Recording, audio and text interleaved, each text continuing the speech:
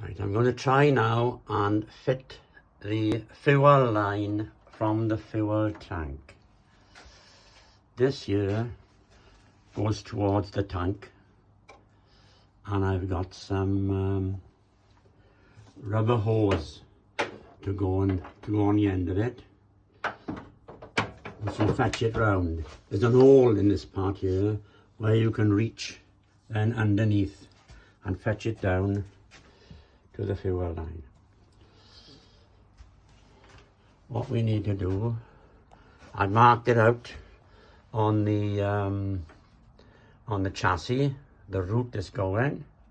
I was going to put it through the tunnel, but I changed my mind. We'll do it this way. I mark it out, and that's the line where it's going to go, and it's going to go into the wheel arch. I've drawn a pencil line here, and I put the holes ready. I'm going to mark that in line with that hole, and then I'm going to bend it, hopefully, to come down here. This pencil mark I made, I'm going to continue that now around the pipe, hopefully to meet up with the other one. There we are. There's that done. Alright, once it's lined up, we can bend the pipe down.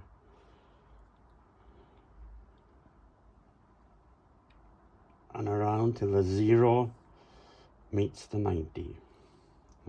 Right.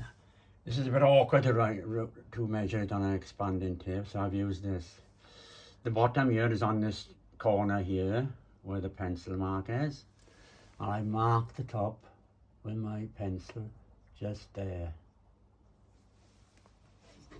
Measured now from that bend down here. I mark it with a Sharpie, and I'm going to take that right away around again.